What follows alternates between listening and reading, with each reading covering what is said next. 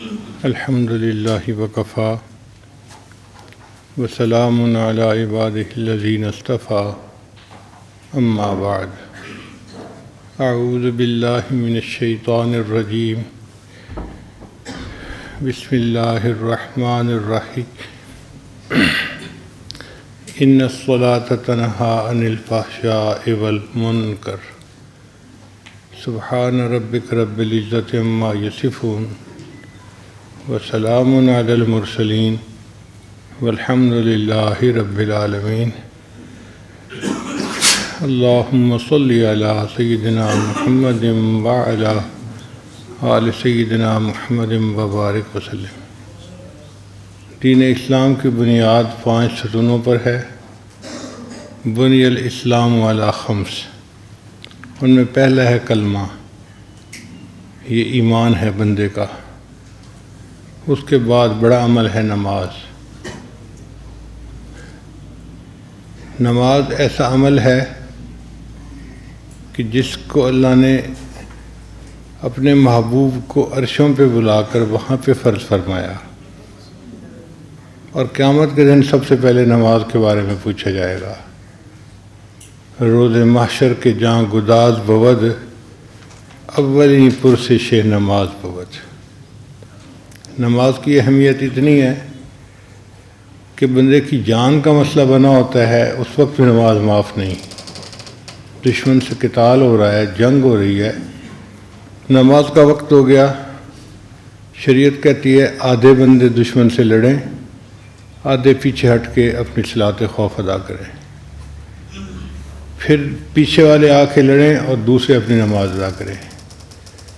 جب خون بہہ رہا ہے، کشتوں کے فشتے لگ رہے ہیں، جانیں جا رہی ہیں، اس وقت بھی جس عمل میں معافی نہیں، اس عمل کی اللہ کے ہاں کتنی بڑی اہمیت ہوگی۔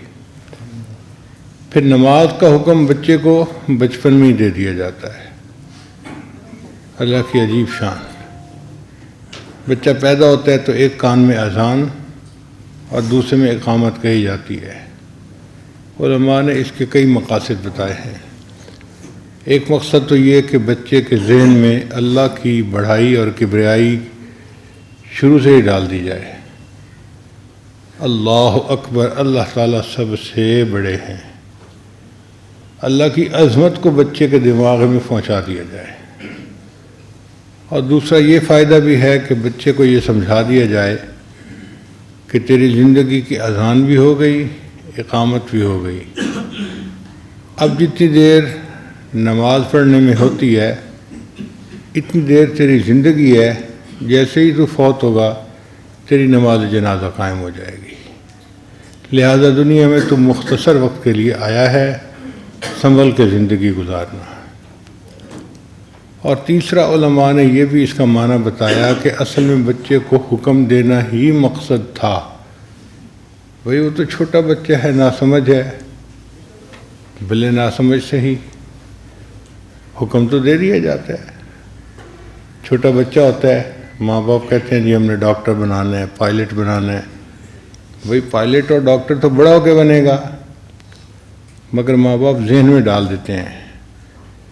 اللہ تعالیٰ نے بھی یہی حکم دیا کہ میرے بندے کے ذہن میں یہ ڈال دو کہ تم نے اپنے وقت پہ بالغ ہونا ہے اور نماز تمہارے پر فرض ہوگی، لیکن بتا تمہیں ابھی رہے۔ چنانچہ حضرت عیسیٰ علیہ السلام نے یہی تو کہا تھا کہ والسلام علیہ یوم ولدت و یوم اموت و یوم ابعث حیٰ، اور فرمایا کہ وَأَوْصَانِي بِالصَّلَاةِ وَالزَّکَاةِ، اور مجھے حکم دیا گیا ہے نماز کا اور زکوٰۃ ادا کرنے کا۔ بچے ہیں نا، گود میں ہیں ماں کے، اس وقت سے یہ حکم شروع ہو جاتا ہے۔ تو بچے کو بتا دیا جاتا ہے کہ تمہیں اپنی زندگی میں ایک اہم عبادت کرنی ہے جس کو نماز کہتے ہیں، لہذا تمہیں بتا رہے ہیں کہ اس کے لیے مینٹلی پریپیئر ہو جاؤ۔ اللہ کے حبیب صلی اللہ علیہ وسلم جب معراج پر تشریف لے گئے تو کتابوں میں لکھا ہے کہ نبی علیہ السلام کو اللہ کے سامنے حاضری نصیب ہوئی، اور یہ قرب اتنا قرب تھا کعبہ قوسین او ادنا، جیسے ایک کمان کے 2 سرے ہوتے ہیں، کتنے قریب ہوتے ہیں، اتنا یا اس سے بھی تھوڑا، اتنا فاصلہ تھا. تو نبی علیہ الصلوۃ والسلام نے اللہ کی خدمت میں 3 الفاظ کہے، التحیات للہ والصلوات والطیبات. التحیات کہتے ہیں قولی عبادتیں، زبان سے جو ہم اللہ کی تعریفیں کرتے ہیں، اللہ کی حمد بیان کرتے ہیں، اس کو تحیات کہتے ہیں. صلوات کہتے ہیں بدنی عبادتیں، جیسے نماز ہے، روزہ ہے.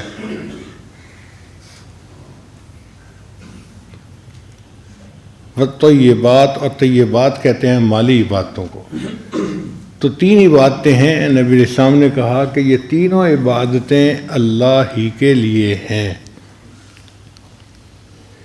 یہاں پر طالب علم کے ذہن میں سوال پیدا ہوتا ہے کہ شریعت نے کہا جہاں 2 بندے ملیں ایک دوسرے کو السلام علیکم کہیں، اور سلام کی اتنی اہمیت ہے کہ نبی صاحب نے فرمایا افشوا السلام بینکم، تم آپس میں سلام کو پھیلاؤ، زیادہ سلام کیا کرو. تو نبی علیہ السلام نے سلام کیوں نہیں کیا؟ علماء نے جواب لکھا کہ ہم جو سلام کرتے ہیں تو ہم دوسرے کے لیے سلامتی مانگتے ہیں، پریشانیوں سے، مصیبتوں سے، بلاؤں سے. اللہ آپ کو سلامت رکھے، بچا کے رکھے. اللہ تعالیٰ تو خود سلام ہے، ان کو کسی پریشانی سے نہیں بچنا، ان کو کسی سے حفاظت کی ضرورت نہیں. تو اللہ تعالیٰ کے سامنے السلام علیکم کہنا پاسبل نہیں تھا. چنانچہ نبی علیہ السلام نے اللہ تعالیٰ کی تعریفیں کیں اور تعریفوں کا حق ادا کر دیا. اے اللہ، میری قولی باتیں، میری بدنی باتیں اور میری مالی باتیں ساری کی ساری صرف تیرے لیے ہیں. اب 3 الفاظ میں نبی علیہ السلام نے گفتگو کا آغاز کیا. اللہ نے 3 الفاظ میں ہی جواب دیا، السلام علیک ایھا النبی ورحمۃ اللہ وبرکاتہ. تو 3 کے جواب میں 3 لفظ اللہ نے ارشاد فرمائے. تو نبی علیہ السلام کو تو سلامتی کی ضرورت تھی، تو اللہ نے اس لیے فرمایا السلام علیک ایھا النبی ورحمۃ اللہ وبرکاتہ. اب جب نبی علیہ السلام پر اللہ نے اپنی سلامتی، اپنی برکت، اپنی رحمت کے کرنے کا اظہار فرما دیا، تو بعض حدیث میں آتا ہے کہ فرشتوں نے کہا، اور بعض حدیث میں آتا ہے کہ نبی علیہ السلام نے اپنی امت کو یاد کیا اور یہ کہا کہ السلام علینا وعلی عباد اللہ الصالحین، تاکہ میری امت میں جو آنے والے نیک لوگ ہیں وہ بھی اس سلامتی میں اور برکت میں اور رحمت میں شریک ہو جائیں. چنانچہ یہ معراج کے وقت کی گفتگو تھی جس کو اللہ نے التحیات کے اندر پڑھنے کا حکم فرما دیا، اور اللہ نے نبی علیہ السلام پر 50 نمازیں امت کے لیے فرض فرما دیں. نبی علیہ السلام بڑے خوش، بڑا ہدیہ مل گیا، بڑا تحفہ مل گیا. جیسے کسی محبوب سے کوئی بڑی انتہائی قیمتی چیز مل جاتی ہے تو محب مزے میں ہوتا ہے کہ مجھے محبوب نے کیا دے دیا. نبی علیہ السلام کی یہ کیفیت تھی. چنانچہ نبی علیہ السلام معراج کے بعد نیچے آسمانوں پہ تشریف لائے. ایک آسمان پر حضرت موسیٰ علیہ السلام راستے میں بیٹھے انتظار کر رہے تھے. سوال یہ پیدا ہوتا ہے کہ 1,24,000 پیغمبروں کو نبی علیہ السلام نے بیت المقدس میں نماز پڑھائی تھی معراج پہ جانے سے پہلے، تو پھر ان میں سے حضرت موسیٰ علیہ السلام کیوں راستے میں آ کے بیٹھے؟ حضرت آدم علیہ السلام بیٹھ جاتے، ابراہیم علیہ السلام بیٹھ جاتے، اور بھی بڑے انبیاء تھے، اولو العزم رسول تھے. حضرت موسیٰ علیہ السلام کی تخصیص کیا ہے؟ علماء نے جواب دیا کہ یہ محبت کا معاملہ ہے. حضرت موسیٰ علیہ السلام اللہ کے کلیم تھے. وَكَلَّمَ اللَّهُ مُوسَىٰ تَكْلِيمًا، اللہ نے ان سے طور پر ہم کلامی فرمائی تھی. اور یہ جو ہم کلامی ہوتی ہے نا، یہ بندے کو مجبور کرتی ہے کہ محبوب کا دیدار کرے، ملاقات کرے. چنانچہ موسیٰ علیہ السلام جانتے تھے کہ اللہ تعالیٰ بہت بڑے ہیں اور یہ دیدار شاید دنیا میں پاسبل نہ ہو، مگر محبت میں ڈوبے ہوئے تھے. کہہ بیٹھے رب ارنی انظر الیک، اے اللہ میں آپ کو دیکھنا چاہتا ہوں. اللہ نے فرما دیا میرے پیارے موسیٰ علیہ السلام تو مجھے نہیں دیکھ سکتا، آپ ذرا اس پہاڑ کو دیکھو، میں پہاڑ پر اپنی تجلی ڈالتا ہوں، اگر تم اس کو برداشت کر جاؤ گے تو پھر بات۔ جب اللہ نے پہاڑ پر تجلی ڈالی تو پہاڑ ریزہ ریزہ ہو گیا اور موسیٰ علیہ السلام بے ہوش ہو کے گر گئے۔ تو موسیٰ علیہ السلام اللہ کا دیدار نہیں کر سکے۔ اب ان کی حسرت تو پوری نہ ہوئی نا۔ آج موسیٰ علیہ السلام کو پتہ چلا کہ اللہ نے اپنے محبوب صلی اللہ علیہ وسلم کو اپنے دیدار کے لیے عرشوں پر بلایا ہے، تو موسیٰ علیہ السلام کے دل میں ایک خواہش نے جنم لیا، اللہ میں تو دیدار نہ کر سکا کیونکہ دنیا میں پاسبل نہیں ہے، آپ نے اپنے محبوب کو عرشوں پر بلایا ہے، میں راستے میں بیٹھ جاتا ہوں، جو آپ کا دیدار کر کے واپس آئیں گے میں ان کا ہی دیدار کر لوں گا، میں نہیں مل سکا تو کوئی بات نہیں، آپ کے محبوب تو آپ کا دیدار کریں گے نا، جو آپ کے دیدار سے مشرف ہوں گے اللہ میں ان کا دیدار کروں گا۔ اللہ اکبر کبیرہ۔ اس لیے حضرت موسیٰ علیہ السلام راستے میں انتظار میں تھے، نبی علیہ السلام سے ملاقات ہوئی، عرض کیا اے اللہ کے حبیب صلی اللہ علیہ وسلم آپ کو کیا ہدیہ ملا؟ نبی علیہ السلام نے بہت خوشی خوشی بتایا کہ اللہ نے میری امت پر 50 نمازیں فرض فرمائی۔ حضرت موسیٰ علیہ السلام نے عرض کیا اے اللہ کے حبیب صلی اللہ علیہ وسلم میری امت پر 2 نمازیں فرض تھیں اور ان کے لیے 2 نمازوں کا پڑھنا بھی مشکل تھا، 50 تو بہت زیادہ ہیں، آپ اللہ کے حضور پھر تشریف لے جائیے اور تھوڑا ڈسکاؤنٹ مانگ لیجئے، کچھ کمی ہو جائے۔ تو نبی علیہ السلام پھر آسمانوں پر گئے، اللہ کے حضور عرض کیا، اللہ نے 5 نمازیں کم کر دیں، 45 ہو گئیں۔ پھر دوبارہ گئے، پھر سوارا گئے، جاتے رہے، 5 نمازیں کم ہوتی رہیں تو 9 دفعہ اوپر نیچے گئے، 45 نمازیں معاف، 5 نمازیں رہ گئیں۔ اللہ نے فرما دیا میرے محبوب آپ کی امت 5 نمازیں پڑھے گی، ہم ان کے نام اعمال میں 50 کا ثواب لکھیں گے۔ من جاء بالحسنۃ فلہ 10 امثالھا، ہم 10 گنا اجر دیں گے اس کا۔ اب یہاں طالب علم کے ذہن میں ایک سوال پیدا ہوتا ہے کہ کیا حضرت موسیٰ علیہ السلام ہمارے آقا صلی اللہ علیہ وسلم سے زیادہ ضعیف تھے کہ نبی علیہ السلام کو 50 نمازیں زیادہ محسوس نہیں ہوئیں اور موسیٰ علیہ السلام نے نشاندہی کی تو نبی علیہ السلام نے جا کے اس میں تخفیف مانگی؟ تو علماء نے جواب دیا ہے کہ ہمارے آقا صلی اللہ علیہ وسلم موسیٰ علیہ السلام سے زیادہ ذہین تھے، مگر فرق یہ تھا کہ اللہ کے حبیب صلی اللہ علیہ وسلم اس وقت اللہ کی تجلی کا مشاہدہ کر چکے تھے، اور جب محبوب کا جمال بندہ دیکھتا ہے تو پھر اس کا دماغ جو ہوتا ہے وہ پھر کام نہیں کرتا، وہ محبت کے نشے میں ہوتا ہے۔ تو نبی علیہ السلام پر وہ جو دیدار کا نشہ تھا وہ اتنا غالب آ گیا تھا کہ اگر بالفرض اللہ 500 نمازیں بھی فرض فرما دیتے تو نبی علیہ السلام اس کو بھی قبول کر لیتے ہیں۔ واقعی یہ عشق ایسی چیز ہے، دیدار کے وقت میں اگر محبوب کچھ مطالبہ کرے تو عاشق ہر قیمت دینے کو تیار ہوتا ہے اس کے لیے۔ اس دیدار کے نعمت کی وجہ سے محبوب کو یہ 50 نمازیں کچھ زیادہ لگی نہیں، آپ تشریف لے آئے۔ پھر موسیٰ علیہ السلام کے بتانے پر 5 نمازیں کم ہوئیں، 5 نمازیں کم ہوئیں، تو طالب علم کے ذہن میں خیال آتا ہے یہ بھی کیا مسئلہ ہے بھائی، اگر اللہ نے 50 کو 5 بنانی تھیں تو ایک ہی دفعہ میں کہہ دیتے، اچھا بھائی میں 45 معاف کرتا ہوں، 5 پڑھ لینا، 50 کا ثواب ملے گا۔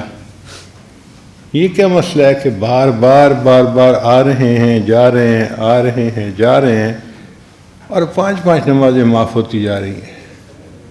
علماء نے اس کا بھی جواب دیا کہ اللہ تعالیٰ چاہتے تو ایک وقت میں ہی 45 نمازیں معاف کر سکتے تھے، مگر اللہ تعالیٰ نے چاہا کہ میرا محبوب بار بار میرے پاس آئے اور مجھے بھی اپنے محبوب کو اتنا قریب بلانے کا موقع بار بار مل جائے۔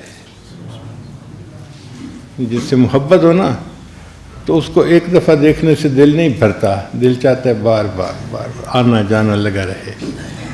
اور یہ بھی تھا کہ اللہ نے چاہا کہ میرے محبوب صلی اللہ علیہ وسلم کل کو دشمن آپ کو تانا دیں گے، وہ جی ایک دفعہ عروج مل گیا تھا بس معراج ہو گئی۔ اللہ نے فرمایا نہیں، میرے محبوب صلی اللہ علیہ وسلم جتنی بار آپ چاہیں گے اتنی بار اور اوپر آئیں گے، آپ کے لیے آنے جانے کی کوئی پابندی نہیں ہے۔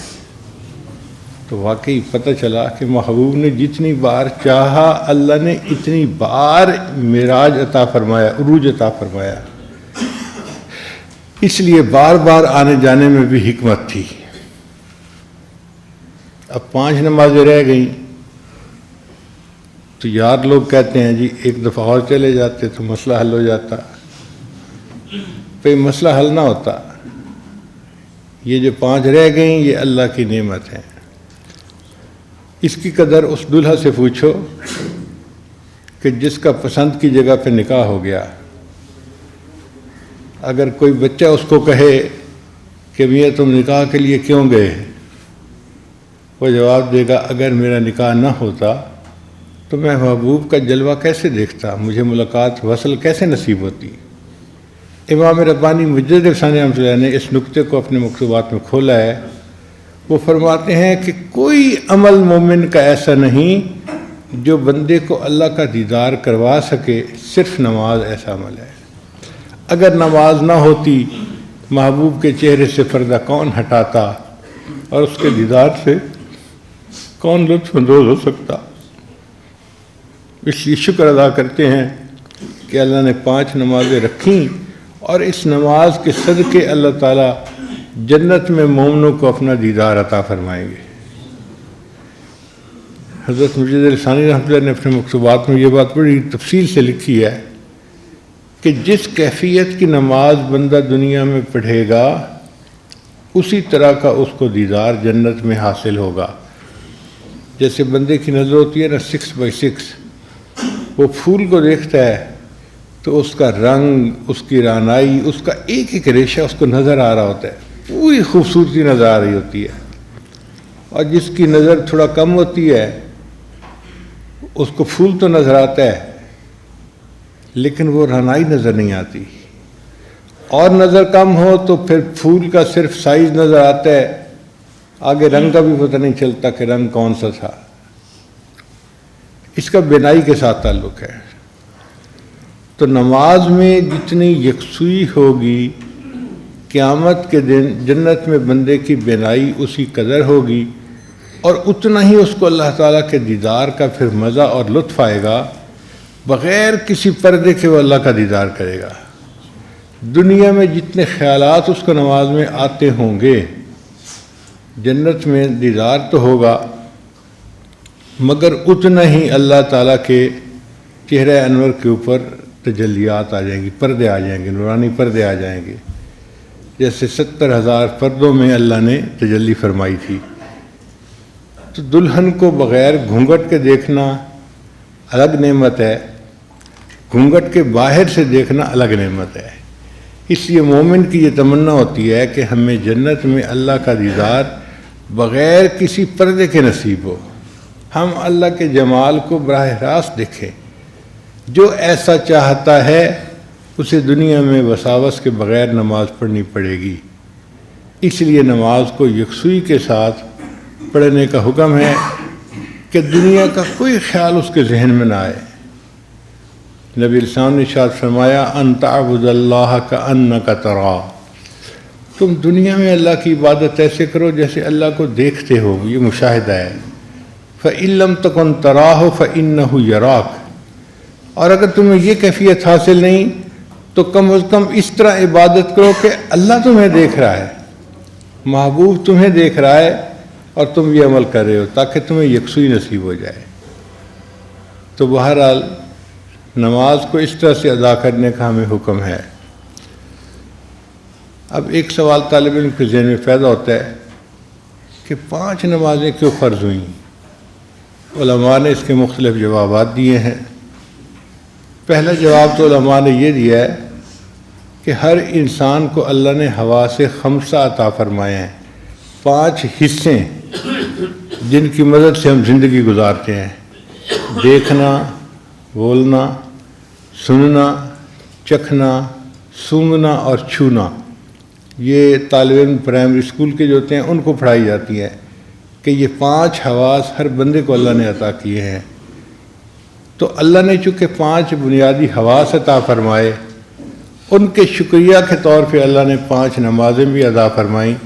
جو 5 نمازیں پڑھے گا وہ اپنے دیے ہوئے جو حواس کی نعمت ہے ان کا شکر اللہ کے سامنے ادا کرنے والا بن جائے گا۔ بعض علماء نے جواب دیا کہ 5 ضرورتیں بنیادی ہوتی ہیں۔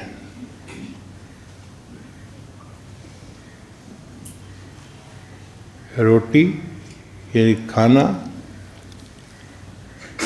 کپڑا، مکان، بیوی اور سواری۔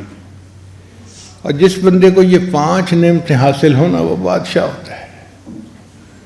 چنانچہ قرآن مجید میں اللہ تعالیٰ نے بنی اسرائیل والوں کو حکم دیا وَجَعَلَكُمْ أَنْبِيَاءَ وَجَعَلَكُمْ مُلُوكًا، اے بنی اسرائیل والو، ہم نے تمہارے اندر انبیاء کو بھی بھیجا اور تمہیں بادشاہ بنایا۔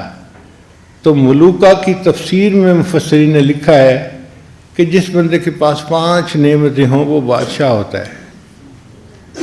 کھانا پینا، لباس، مکان، بیوی اور سواری، یہ 5 نعمتیں پانے والا بندہ بادشاہ جیسی زندگی گزارتا ہے۔ آپ غور کیجئے، ہم میں سے آج ہر بندہ بادشاہ والی زندگی گزار رہا ہے، اور عجیب بات کہ ہمارے شکوے ختم ہی نہیں ہوتے، یہ نہ ملا، وہ نہ ملا، یہ نہ ملا، وہ نہ ملا۔ ہمیں اللہ کی نعمتوں کا شکر ادا کرنا چاہیے۔ تو چونکہ 5 نعمتیں ہیں بنیادی جو اللہ نے ہمیں عطا فرمائیں، ان کے بدلے ہم 5 وقت نماز ادا کریں گے تو اللہ تعالیٰ کی نعمتوں کا شکر ادا کرنے والوں میں ہمارا نام بھی شامل ہو جائے گا۔ اب ایک سوال اور پیدا ہوتا ہے ذہن میں کہ فجر کے وقت نماز کیوں فرض کی گئی؟ علماء نے ایک جواب تو یہ دیا کہ فجر کا وقت وہ وقت ہے جب جنت میں مومنوں کو اللہ کا دیدار حاصل ہوگا۔ تو اللہ نے فرمایا میرے بندو، تم فجر کے وقت میں نماز پڑھو گے، اس کے بدلے میں تمہیں جنت میں اپنا دیدار عطا فرما دوں گا۔ اور بعض نے فرمایا کہ اللہ نے فرمایا میرے بندو، تم دن کی ابتدا میری عبادت سے کرنا، میں سارا دن تمہارے کاموں میں تمہاری مدد کروں گا۔ لہذا جو بندہ فجر کی نماز ادا کرتا ہے، سارا دن اس کے کاموں میں اللہ کی مدد شامل حال رہتی ہے۔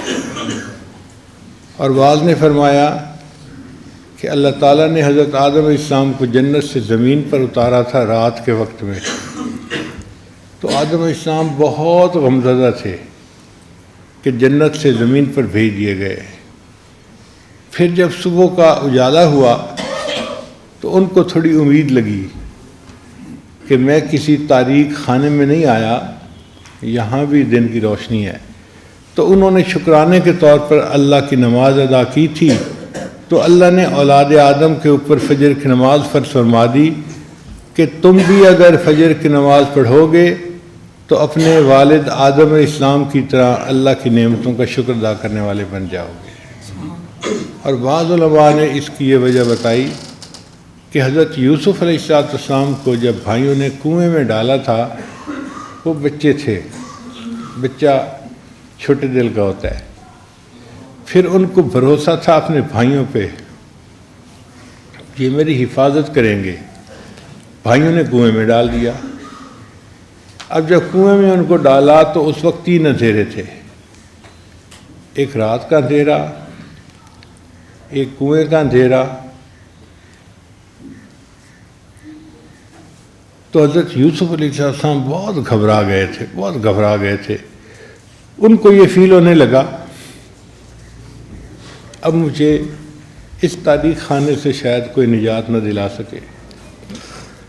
تو جب ان کا کرب بڑھا تو انہوں نے اللہ سے دعا مانگی کہ یا اللہ میرے کرب کو بھی ختم فرما دے اور پوری دنیا میں جتنے لوگ کرب میں مبتلا ہیں سب کے کرب کو ختم فرما دے۔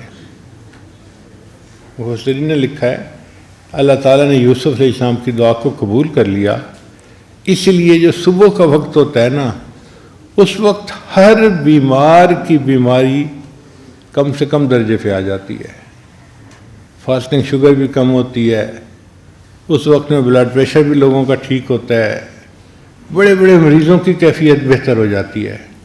کوئی بندہ ساری رات غمزدہ روتا رہے، صبح کے وقت میں اس کی طبیعت میں بھی سکون آ جاتا ہے، آپ دیکھیں وہ سویا پڑا ہوگا، آرام کر رہا ہوگا۔ تو یہ یوسف علیہ السلام کی دعا تھی جس کو اللہ نے قبول کیا، اور دنیا کے ہر انسان کے کرب کو اللہ تعالیٰ اس وقت کم کر دیتے ہیں۔ اب جب یوسف علیہ السلام نے فجر کا اجالا دیکھا تو انہوں نے اللہ کے حضور نماز ادا کی شکرانے کے طور پہ۔ اللہ نے اس امت کو بھی فجر کی نماز دی کہ تم بھی اگر یہ نماز پڑھو گے تو اللہ تمہارے بھی کرب اور پریشانیوں کو ختم کر دے گا، اور دنیا کے جس اندھے کنویں میں تم پھنسے دھسے ہوئے ہوگے نا، تمہیں اللہ تعالیٰ اس سے نجات عطا فرما دے گا۔ پھر سوال پیدا ہوتا ہے کہ بھئی ظہر کی نماز کیوں فرض فرمائی؟ ظہر کی نماز فرض کرنے میں ایک حکمت تھی کہ ساری دنیا چڑھتے سورج کی پرستش کرتی ہے۔ اللہ نے فرمایا تم میرے مومن بندے ہو، تم نے چڑھتے سورج کی پرستش نہیں کرنی، جب اس کو زوال ہو رہا ہوگا نا اس وقت تم نے میری عبادت کر کے بتا دینی ہے کہ ہم سورج اور چاند کی پرستش کرنے والے نہیں ہیں، ہم اللہ کی بڑائی پروردگار کی پرستش کرنے والے لوگ ہیں۔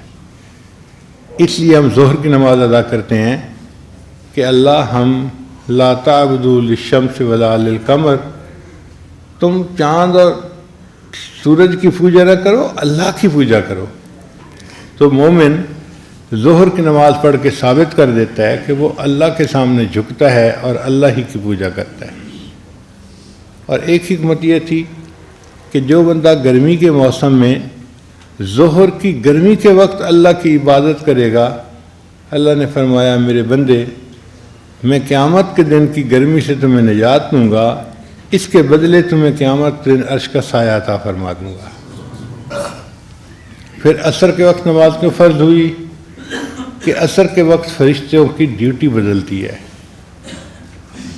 کچھ فرشتے دن میں آتے ہیں، ڈیوٹی دیتے ہیں، اعمال لکھتے ہیں، عصر کے وقت ان کی ڈیوٹی ختم ہو جاتی ہے، شفٹ ختم ہو جاتی ہے۔ پھر رات کی شفٹ کے فرشتے آ جاتے ہیں، وہ ساری رات پہرا دیتے ہیں، لکھتے ہیں اعمال کو، اور پھر اگلے دن ان کی ڈیوٹی ختم ہوتی ہے۔ تو چونکہ عصر کے وقت میں دونوں شفٹوں کے فرشتوں کا اجتماع ہوتا ہے، اللہ نے فرمایا میرے بندو تم اس وقت عصر کی نماز پڑھنا، زیادہ فرشتے تمہاری عبادت پر اللہ کے سامنے گواہی دیں گے اور اللہ کے لیے تمہیں بخشنے کا بہانہ آسانی سے مل جائے گا۔ اس لیے اس کو نماز وسطیٰ کہتے ہیں، اور اس کا بہت قرآن مجید میں اہتمام کرنے کا حکم دیا گیا۔ بعض نے کہا کہ نہیں، حضرت یونس علیہ السلام کو مچھلی نے عصر کے وقت اپنے پیٹ سے باہر نکالا تھا۔ یونس علیہ السلام نے دعا مانگی تھی کہ اے اللہ مجھے اس مچھلی کے پیٹ سے نجات عطا فرما دے۔ اللہ فرماتے ہیں فلولا انہ کان من المسبحین، اگر یونس علیہ السلام میری تسبیح بیان نہ کرتے، میری پاکی بیان نہ کرتے، للبث فی بطنہ الی یوم یبعثون، قیامت تک اسی طرح مچھلی کے پیٹ کے اندر ہی پڑے رہتے۔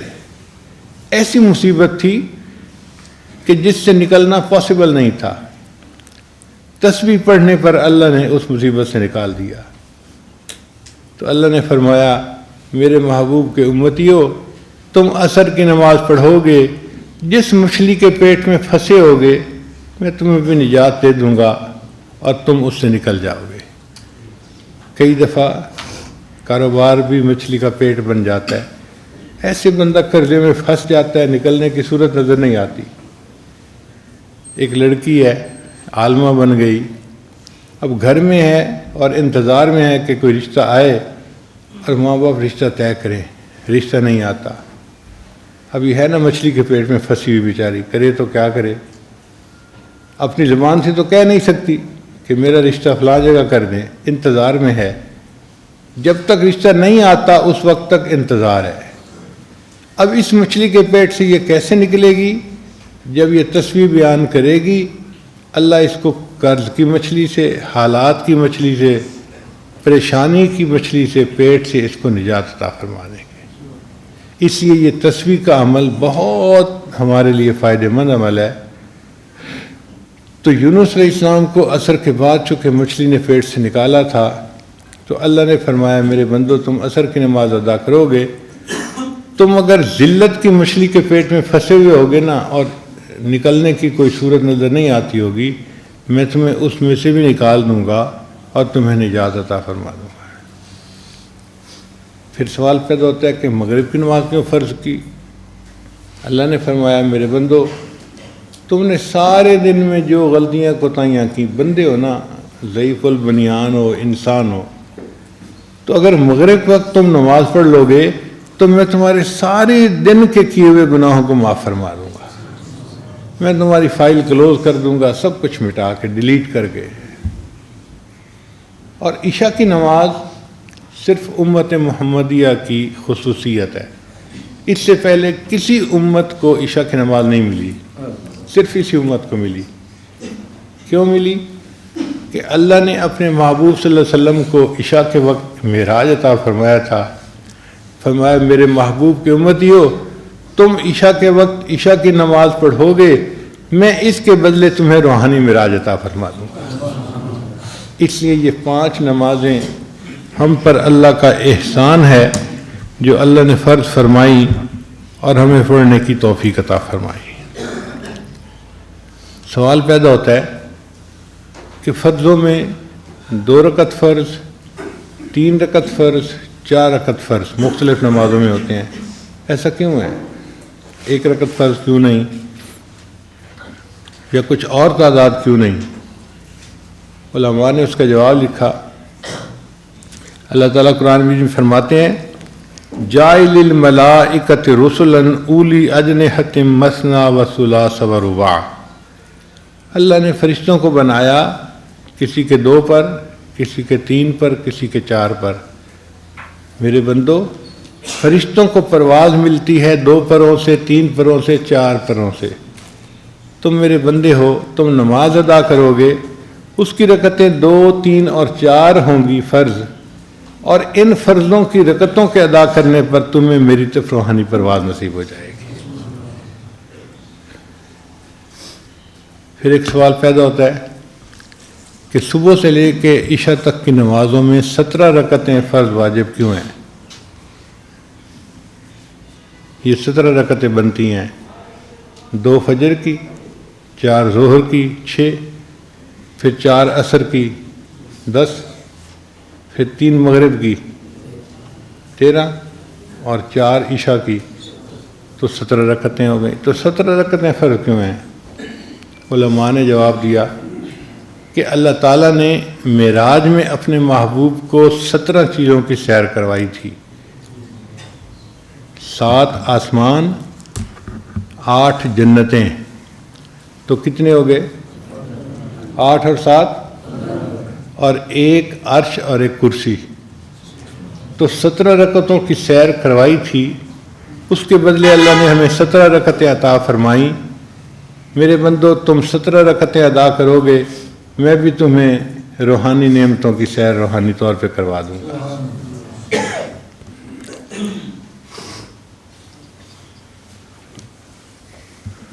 سوال پیدا ہوتا ہے نماز میں فاتحہ کیوں اتنا ضروری ہے؟ کہ نبی علیہ السلام نے ارشاد فرمایا لا صلاۃ الا بفاتحۃ الکتاب، کہ فاتحہ کے بغیر نماز ہوتی ہی نہیں. اتنی اہمیت آخر کیوں ہے؟ علماء نے اس کا جواب دیا کہ اللہ تعالیٰ نے جو کچھ ساری آسمانی کتابوں میں اتارا اس کا خلاصہ اللہ نے قرآن مجید میں اتار دیا، اور جو کچھ اللہ نے پورے قرآن پاک میں اتارا اس کا خلاصہ اللہ نے سورہ بقرہ میں اتار دیا، اور جو کچھ اللہ نے سورہ بقرہ میں اتارا اس کو اللہ نے سورہ فاتحہ میں اتار دیا. اس لیے فاتحۃ الکتاب، جیسے دروازہ ہوتا ہے نا کمرے کا، تو اللہ نے اس کو کتاب کا دروازہ بنا دیا ہے. نچوڑ آ گیا تمام آسمانی تعلیمات کا. اس لیے اللہ تعالیٰ نے اس کو نماز کی حرکت میں پڑھنے کا حکم دیا. مقتدی خود پڑھے یا اس کی طرف سے امام پڑھے یہ الگ مسئلہ ہے، بہرحال فاتحہ پڑھنی ضروری ہے. اب اگر اس فاتحہ کے معانی پہ غور کرے نا تو پھر دل گواہی دیتا ہے کہ واقعی اس کو تو ہر رکعت میں لازماً پڑھنا چاہیے. آپ دیکھیں ہم نماز شروع کرتے ہیں تو سب سے پہلے کیا پڑھتے ہیں؟ سبحانک اللہم، اے میرے اللہ آپ پاک ہیں. تعریف کرنے کے دو انداز ہوتے ہیں. ایک ہوتا ہے کسی کو کہا جائے یہ لڑکی اچھا رشتہ ہے، عقل مند ہے، ذہین ہے، ایم اے کیا ہوا ہے، عالمہ بھی ہے، تو یہ بھی تعریف کا ایک انداز ہے. اور تعریف کا ایک انداز یہ بھی ہے لڑاکی نہیں ہے، ضدی نہیں ہے، ہٹ دھرمی اس میں نہیں ہے، بد اخلاق نہیں ہے. اب اس میں اس کی تعریف نہیں کر رہا، مگر میں برائیوں کو اس سے دور کر رہا ہوں کہ ہٹ دھرم بھی نہیں ہے، بدتمیز بھی نہیں ہے، حکم عدولی کرنے والی بھی نہیں ہے، فلاں بھی نہیں ہے. یہ بھی تعریف کا ایک انداز ہوتا ہے. تو اللہ تعالیٰ کی بھی تعریف کے دو انداز ہیں. ایک تو یہ کہ اللہ بڑے عظیم ہیں، بڑی کبریائی والے ہیں، اللہ بڑے جمیل ہیں، اللہ بڑے ستار ہیں، بڑے غفار ہیں، اللہ تعالیٰ حنان ہیں، منان ہیں. یہ تعریفوں کا مثبت انداز ہے. اللہ کی تعریفیں صفات بیان کی جا رہی ہیں. اور ایک یہ بھی صفت کا انداز ہے اللہ آپ کے اندر کوئی نقص نہیں ہے، کوئی کمی نہیں ہے، کوئی کجی نہیں ہے، کوئی کمزوری نہیں ہے. اللہ کو یہ بات بھی اچھی لگتی ہے کہ میرے بندے میری تعریف اس انداز سے بھی کریں کہ میرے اندر کوئی کمی ہے ہی نہیں. اب اللہ آپ کے اندر کوئی کمی نہیں ہے، اس کو کہنے کا طریقہ یہ ہے سبحانک اللہم، اللہ آپ پاک ہیں ہر کجی سے، ہر کوتاہی سے، ہر عیب سے. آپ پاک ہیں، کوئی عیب ہے ہی نہیں. اللہ کو یہ بھی اچھا لگتا ہے. اس لیے اللہ نے اپنی تعریف خود بیان کی قرآن پاک میں فسبحان اللہ، اور اللہ ہر عیب سے پاک ہے. یوں سمجھیں کہ اللہ کو مزہ آتا ہے کوئی کہے کہ اللہ آپ میں کوئی عیب ہے ہی نہیں. اللہ کو یہ بات اتنی اچھی لگتی ہے. اب اس سے ہم نے نماز کی ابتدا کی سبحانک اللہم وبحمدک، اور اللہ ساری کی ساری تعریفیں آپ کے لیے ہیں. اور سچی بات یہ ہے کہ کائنات میں کوئی بندہ کسی چیز کی بھی تعریف کرے حقیقت میں وہ اللہ کی تعریف کر رہا ہوتا ہے. ہم کہتے ہیں جی فلاں نے مکان بہت اچھا بنایا. اب یہ صرف انجینئر کی تعریف نہیں، اس انجینئر کو دماغ کس نے دیا، علم کس نے دیا، تو اصل تو تعریف پھر اللہ کی ہوئی نا کہ اللہ نے اس کو یہ توفیق دی کہ اس نے یہ مکان بنا لیا. ہم کسی کے حسن کی تعریف کریں، کسی کے مال کی تعریف کریں، کسی کے اخلاق کی تعریف کریں. دنیا میں کوئی بندہ کسی بھی چیز کی تعریف کرتا ہے حقیقت میں وہ تعریف کس کی ہوتی ہے؟ اس اللہ کی جس نے اس کو پیدا کیا ہے. اس لیے تعریف کا حقدار اصل کون ہے؟ اللہ ہے. تو ہم کہتے ہیں سبحانک اللہم व बिहम्दिका व तबारक अस्मुका, और अल्लाह आपका नाम बड़ी बरकत वाला है।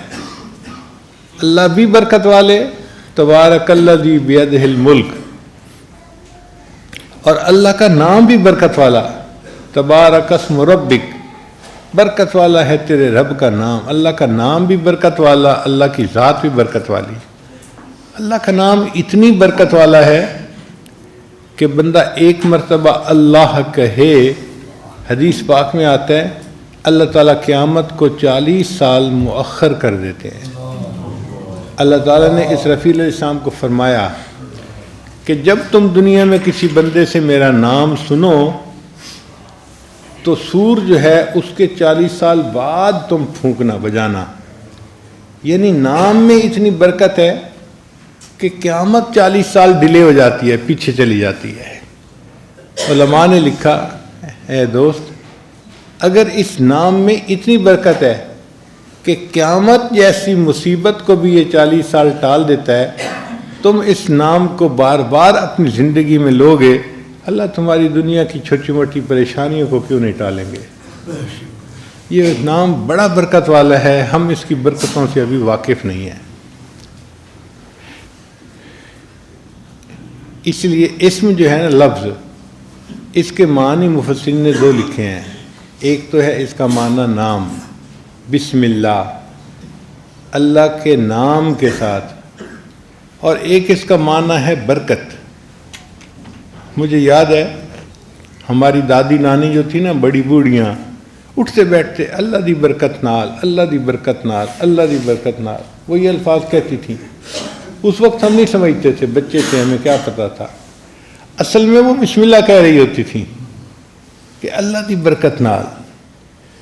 तो हम भी जब कहते हैं ना व तबारक अस्मु रब्बिक, और अल्लाह बरकत वाला है तेरा नाम, तो वाकई अल्लाह के नाम में बहुत बरकतें हैं। व तआला जद्दुका, और अल्लाह आपकी बुजुर्गी बहुत बड़ी और बुलंद है। वला इलाहा गैरुक, और अल्लाह आपके सिवा तो कोई महबूब है ही नहीं। अगर मोहब्बत के काबिल हैं तो फ़कत आप हैं, आपके सिवा तो ये मोहब्बत किसी को सजती नहीं है। आप बग़ैर किसी शिरकत के महबूब हकीकी हैं। अब आप बताइए, छोटा सा फ़िक्रा है, लेकिन नमाज की इब्तिदा हमने कितनी मोहब्बत के साथ की। अगर इसके मानी का पता हो और बंदे को इस्तेज़ार हो मानी, इन अल्फाज को पढ़ते हुए सच्ची बात है ऐसे लगता है कि जैसे ज़बान जो है ना उसके बोसे ले रहा है। ज़बान पे बार खुदाया ये किसका नाम आया कि मेरे नुत्क़ ने बोसे मेरी ज़बान के लिए। इन अल्फाज को पढ़ते हुए ऐसा ही महसूस होता है कि जैसे नुत्क़ जो है वो हमारी ज़बान के बोसे ले रहा है।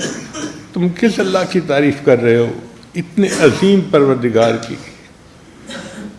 अब इनसे हमने नमाज की इब्तिदा शुरू कर दी। उसके बाद फिर हमने सूरह फातिहा पढ़ी।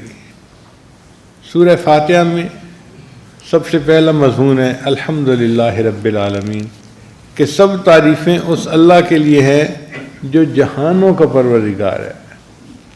तो तारीफ़ों के काबिल तो वाकई अल्लाह ही की ज़ात है और अल्लाह ही को तारीफ़ें सजती हैं।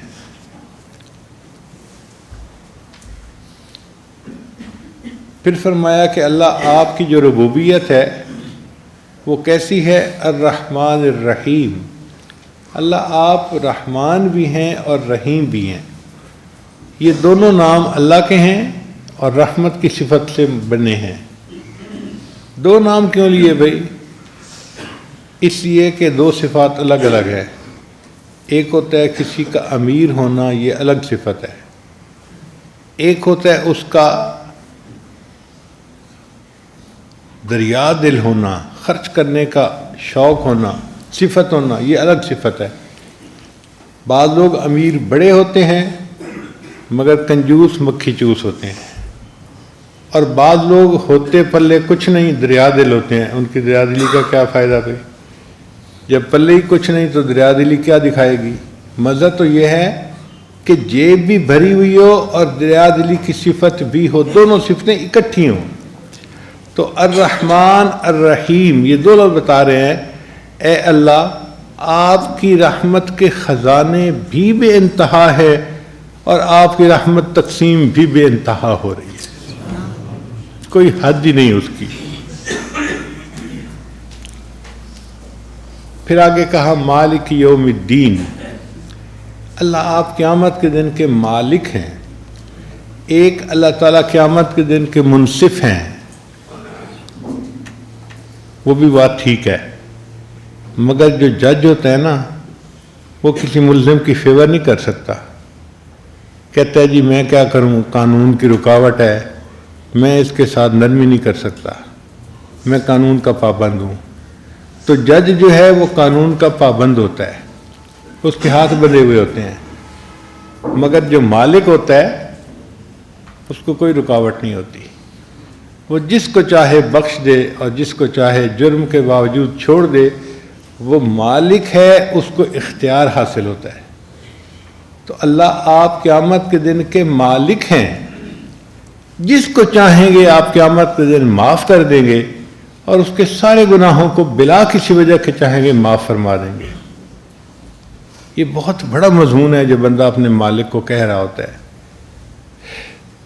تو دیکھیے الحمدللہ رب العالمین الرحمن الرحیم مالکی یوم الدین. پھر آگے پڑھا ایاک نعبد و ایاک نستعین، اللہ آپ ہی کی عبادت کرتے ہیں اور آپ ہی سے مدد مانگتے ہیں. یہ جو ہے نا اللہ ہی کی عبادت کرنا، اسی کا نام توحید ہے. اور اللہ تعالیٰ اس پر کوئی کمپرومائز نہیں کرتے، فرماتے ہیں میں ہر گناہ معاف کر دوں گا، شرک کو معاف نہیں کروں گا. اس لیے کہا کہ آپ ہی کی عبادت کرتے ہیں اور آپ ہی سے مدد مانگتے ہیں. توحید کی اہمیت کو سمجھنا ہو تو مردوں کو بات جلدی سمجھ میں آئے گی. اگر کوئی بیوی کسی خاوند کو آ کر کہے کہ میں آپ کی بھی بیوی ہوں تو مطمئن ہو جائے گا مرد، خوش ہو جائے گا؟ کبھی بھی نہیں خوش ہوگا، کہے گا نہیں تم یہ کہو میں آپ ہی کی بیوی ہوں. یہ نقطہ مجھے نہیں چاہیے. جیسے مرد کو نقطہ نہیں چاہیے، اللہ بھی فرماتے ہیں میرے بندوں مجھے نقطہ نہیں چاہیے. تم یہ مت کہو کہ آپ کی بھی عبادت کرتا ہوں، نہیں تم یہ کہو آپ ہی کی عبادت کرتا ہوں اور آپ ہی سے مدد مانگتا ہوں. ایاک نعبد و ایاک نستعین. جب عبادت آپ کی کرتے ہیں تو مدد بھی آپ سے مانگتے ہیں. اب یہ فاتحہ کے الفاظ اللہ تعالیٰ سے ہم کلامی ہے. حدیث پاک میں آتا ہے بندہ جب الحمدللہ رب العالمین پڑھتا ہے، اللہ فرماتے ہیں حمدنی عبدی، میرے بندے نے میری حمد بیان کی. پھر بندہ الرحمن الرحیم پڑھتا ہے، اللہ فرماتے ہیں میرے بندے نے میری ثنا بیان کی. ایک فقرہ بندہ پڑھ رہا ہوتا ہے، اس کا جواب اللہ دے رہے ہوتے ہیں. جیسے ٹیلی فون پہ گفتگو ہو رہی ہوتی ہے نا محب اور محبوب کی، کہ السلام علیکم، تو جواب آتا ہے وعلیکم السلام، کیا حال ہے، ٹھیک ہے. آپس میں گفتگو ہوتی ہے. نماز بالکل اسی طرح ہے. مومن سورہ فاتحہ پڑھ رہا ہوتا ہے اور اللہ تعالیٰ اس کا جواب دے رہے ہوتے ہیں، اور یہ جواب چلتا رہتا ہے حتیٰ کہ بندہ اللہ سے اس کی مدد مانگتا ہے. اے اللہ آپ ہی کی عبادت کرتا ہوں، آپ ہی سے مدد مانگتا ہوں. تو اللہ تعالیٰ فرماتے ہیں میرے بندے تو نے مجھ سے مدد مانگی، میں اب تیرے ہر کام میں تیری مدد کروں گا. اب سب سے بڑی مدد کون سی ہے؟ اہدنا الصراط المستقیم، اللہ ہمیں سیدھے راستے کی رہنمائی فرما دیجیے. تو اللہ نے آگے بتا دیا کہ سیدھا راستہ کون سا ہے. صراط الذین انعمت علیہم، ان لوگوں کا راستہ جن پر اللہ آپ نے انعام فرمایا، اور ان لوگوں کے راستے پہ نہ چلانا جو گمراہ ہوئے جن پر تیرا غضب ہوا. اب دیکھیں بڑا آسان طریقہ تھا. بندے نے کہا اہدنا الصراط المستقیم، اللہ فرما دیتے صراط القرآن والحدیث، قرآن اور حدیث کے راستے پر چلو۔ اللہ نے فرمایا نہیں، صراط الذین انعمت علیہم، ان لوگوں کے راستے پر چلو جن پر اللہ کا انعام ہوا، یعنی اللہ ہمیں تقلید کا حکم دے رہے ہیں۔ اللہ فرماتے ہیں کہ میرے بندو، تم اگر قرآن اور حدیث کو پڑھ کے سمجھنے لگتے تو تم پلو ہو، بہت معنی غلط لے لیتے اور گمراہ ہو جاتے۔ آسان طریقہ یہ ہے کہ جو میرے بندے جن پر میرا انعام ہوا، جن سے میں خوش ہو گیا، جنہوں نے ایسی زندگی گزاری کہ مجھے راضی کر دیا، تم ان کے نقش قدم پہ پیچھے پیچھے چلتے جاؤ، تم بھی اسی راستے پر پہنچو گے جہاں وہ پہنچے تھے۔ صراط الذین انعمت علیہم غیر المغضوب علیہم ولا الضالین۔ اب 4 گروہ ہیں جن سے اللہ راضی ہوا، نبیین والصدیقین والشہداء والصالحین، ان کے زندگیوں سے اللہ راضی ہوا اور ان کی اقتداء ہمیں کرنی چاہیے، انبیاء، صدیقین، شہداء اور صالحین۔ اور 4 کے راستے پہ ہمیں نہیں چلنا چاہیے، یہود، ہنود اور مشرکین اور ملحدین، یہ سزا یافتہ لوگ ہیں۔ یہود کے اوپر اللہ نے عذاب بھیجا تھا، شکلوں کو مسخ کر دیا تھا، اور باقی لوگ جو ہیں بھٹکے ہوئے لوگ ہیں، عیسائی بھی بھٹکے ہوئے ہیں، ان کے راستے پہ نہیں چلنا۔ تو 4 کے راستے پہ نہیں چلنا اور 4 کے راستے پر چلنا ہے، یہ سورہ فاتحہ۔ تو یہ بتائیے کتنا مزے کا مضمون ہے۔ اللہ نے اس کو کہا کہ ہر نماز کی رکعت میں تم اس کو پڑھو اور مجھ سے مانگو اور میں تمہیں دوں گا۔ اس لیے فاتحہ ہر نماز کی رکعت میں پڑھنا ضروری ہے۔ فرق اتنا ہے کہ کبھی اکیلا بندہ پڑھ رہا ہوتا ہے تو خود پڑھتا ہے، اور جماعت کی شکل میں پڑھ رہا ہوتا ہے تو اس کی طرف سے امام پڑھ دیتا ہے، مگر پڑھنی ضروری ہے۔ پھر آگے غور کیجئے کہ ادب کی 4 صورتیں ہیں۔ آپ کسی کو دیکھیں کھڑے ہو جائیں، یہ بھی ادب ہے۔ کوئی آپ کے سامنے آئے اور آپ اس کے سامنے ذرا جھک کے اس کو سلام کریں، اس کو رکوع کہتے ہیں۔ آپ کسی کے قدموں پہ ہی پڑ جائیں، یہ بھی کسی کے احترام کی ایک صورت ہے۔ یا آپ کسی کے سامنے اتحیات میں آرام سے بیٹھ جائیں مؤدب ہو کر۔ اللہ نے نماز میں یہ 4 ادب کی صورتوں کو اکٹھا فرما دیا۔ ہم قیام میں اللہ کے سامنے ہاتھ باندھ کے ادب سے کھڑے ہوتے ہیں، پھر رکوع میں چلے جاتے ہیں، پھر سجدے میں چلے جاتے ہیں، پھر اتحیات میں بیٹھ جاتے ہیں۔ اچھا، نماز شروع کرتے ہوئے بھی اللہ اکبر کے لفظ سے نماز شروع کی گئی تھی کہ اللہ آپ بہت بڑے ہیں۔ پھر جب ہم نے فاتحہ پڑھی، اللہ کے سامنے ادب سے کھڑے ہو گئے، تو اللہ نے فرمایا اب تم یہ مت سمجھو کہ تم نے ادب کا کمال حاصل کر لیا، ابھی تم نے اور اپنے سر کو جھکانا ہے میرے سامنے۔ لہٰذا امام کہتا ہے اللہ اکبر اور ہم رکوع میں چلے جاتے ہیں۔ اب رکوع میں ہم کیا پڑھتے ہیں؟ سبحان ربی العظیم، سبحان ربی العظیم۔ کیوں پڑھتے ہیں؟ قرآن مجید میں اللہ نے اپنے محبوب کو 2 حکم دیے تھے۔ ایک حکم دیا تھا فسبح بسم ربک العظیم، میرے محبوب اللہ کی تسبیح بیان کیجئے جو اللہ بہت عظیم ہے۔ اور ایک جگہ اللہ نے فرمایا سبح اسم ربک الاعلی، یہ بھی حکم تھا۔ تو محبوب صلی اللہ علیہ وسلم کو چونکہ 2 باتوں کا حکم تھا، میرے محبوب کی سمجھداری دیکھیے، ایک آیت کے مضمون کو انہوں نے رکوع میں پڑھ لیا اور دوسری کو انہوں نے سجدے میں پڑھ لیا اور اللہ کی تسبیح کرنے کا حق ادا کر لیا۔ دونوں آیتوں پہ عمل ہو گیا۔ اب ہم سبحان ربی العظیم، سبحان ربی العظیم پڑھتے ہیں۔ اب چونکہ ہم اللہ کی عظمت کا اعتراف کر رہے ہیں اور عظیم عظیم عظیم رب کا تذکرہ کر رہے ہیں، تو رکوع سے اٹھتے ہوئے اللہ نے اللہ اکبر کا حکم نہیں دیا. رکوع سے اٹھتے ہوئے کیا کہتے ہیں؟ اللہ اکبر تو نہیں نہ کہتے کہ بھئی تم تو پہلے ہی عظیم عظیم کی رٹ لگا رہے ہو، اقرار کر رہے ہو، اب تمہیں کیا اللہ اکبر کہنا. اب کیا امام کہتا ہے؟ سمع اللہ لمن حمدہ. اللہ سنتا ہے اس بندے کی دعا کو جو اللہ کی حمد بیان کرتا ہے. جب امام نے یہ کہا تو مقتدی کیا رکوع سے اٹھتے ہوئے کیا کہتا ہے؟ ربنا لک الحمد. سبحان اللہ. آپ دیکھیے کیا قسمت کا جوڑ ہے کہ اللہ کے محبوب صلی اللہ علیہ وسلم نماز پڑھا رہے ہیں اور نماز پڑھاتے ہوئے محبوب صلی اللہ علیہ وسلم رکوع سے اٹھتے ہیں اور فرماتے ہیں سمع اللہ لمن حمدہ. اللہ نے سن لی اس بندے کی دعا جس نے اللہ کی حمد بیان کی. اور جیسے محبوب یہ الفاظ کہتے تھے صحابہ کرام اسی وقت کہتے تھے ربنا لک الحمد. کیا مقدر تھے صحابہ کے.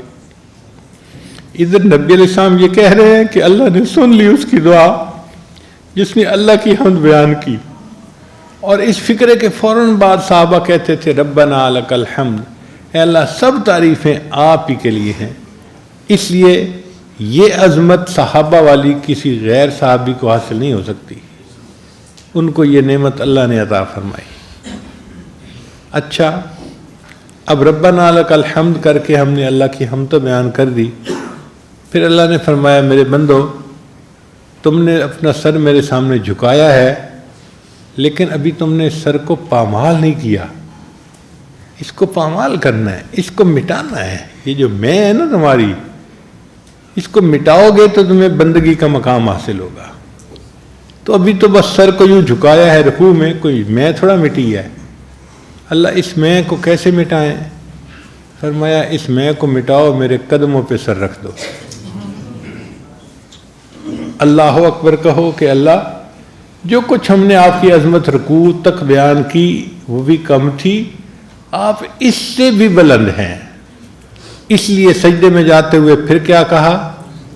اللہ اکبر، اور سجدے میں چلے گئے. اب یہ سجدہ جو ہے نا یہ فنا کی علامت ہے، اور سجد سے اٹھنا یہ بقا کی علامت ہے. تو اللہ چاہتے ہیں کہ میرے بندو تم اپنی میں کو مٹا دو. میں کیسے مٹی؟ ذرا یہ بھی سمجھنے والی بات ہے.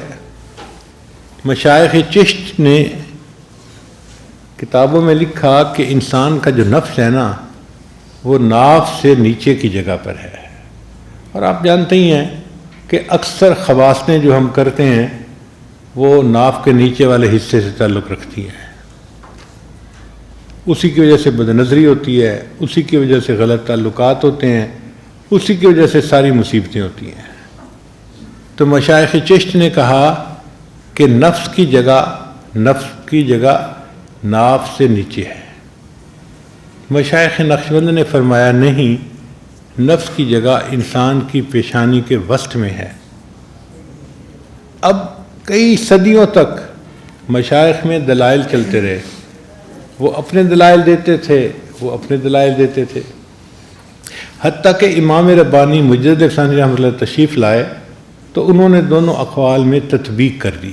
انہوں نے فرمایا کہ دیکھو نفس کا سر جو ہے وہ پیشانی میں ہے اور نفس کا دھڑ جو ہے نا وہ ناف سے نیچے ہے.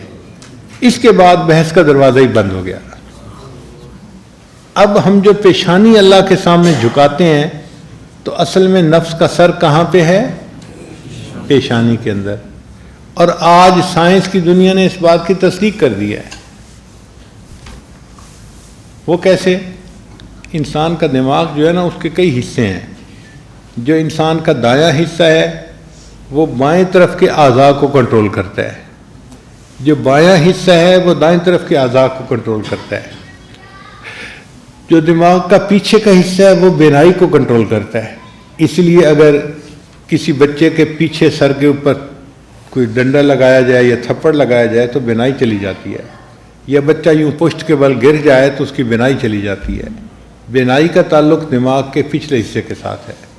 اور جو دماغ کا اگلا حصہ ہے نا جس کو پیشانی کہتے ہیں، اس کا تعلق بندے کے تکبر کے ساتھ، ہٹ دھرمی کے ساتھ، شہوت کے ساتھ اور غصے کے ساتھ۔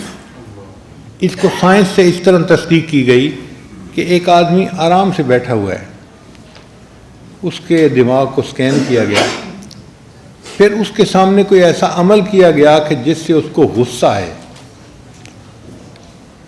تو ڈاکٹروں نے دیکھا کہ جیسے ہی اس کو غصہ آیا، اس کے دماغ کا جو آگے کا حصہ تھا نا، یہاں پر خون کا اجتماع ہو گیا، زیادہ خون یہاں پمپ ہو گیا۔